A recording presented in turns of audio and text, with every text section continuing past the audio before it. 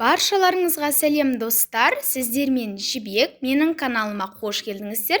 Бүгін мен сіздерге таңқурайдан жасалынатын, яғни малинадан жасалынатын тосаптың рецептін ұсынатын боламын. Оны дайындау үшін бізге 2 килограмм малина қажет болады. Дәл осы малинаны тазалап жуып аламыз.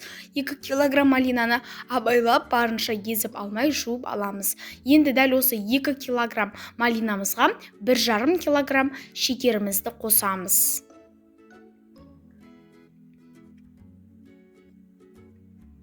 Енді шекеріміз бен малинамызды абайлап қана силиконды күрекшемен шеткі жағынан бастап араластырып шығамыз. Егер де силиконды күрекше болмаса, оның орнына жай ғана қасықпен араластыра берсеңіздер болады. Бірақ барынша малинаны езіп алмай, шетінен бастап араластырып шығамыз.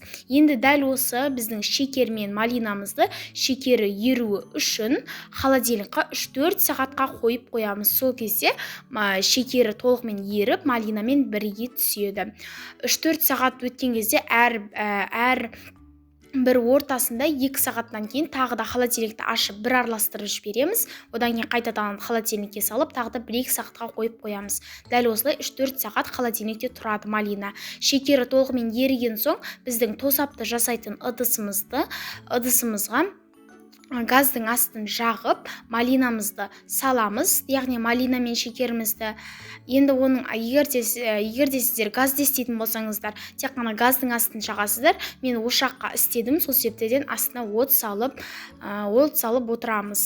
Енді тосабымыз дәл осылай шеткі жағынан бастап қайнайды. Шамамен 5 минуттай уақыт қайнатамыз. 5 минуттан кейін біздің дәл осы жасайтын ыдысымыздың қақпағын жауып, тосап жасайтын ыдысымыздың қақпағын жауып, 5 минуттан кейін біздің малинамызды шамамен 1,5 сағаттай уақыт суытамыз. 1,5 сағаттай өткен соң малина қайтадан суиды. 1,5 сағаттан кейін қайтадан астына от салып жіберіп, тағы да 5 минуттай уақыт қайнатамыз. Ортасынан үзіліс жасайсыздар. 1,5 сағат ол тұруы қажет малина. Енді сонымен залалсыздандырған банкаларымызға құйып, малинамызды жауып тастаймыз. Сонымен малинадан жасалынатын тосабымыз дайын. Дәмі міндетті түрде керемет болып шығады, қысқа сақталынады. Егер де видеоны соңына дейін қараған болсаңыздар, дәл осы видеоға лайк басып, комментарий қалдыра кетіңіздер.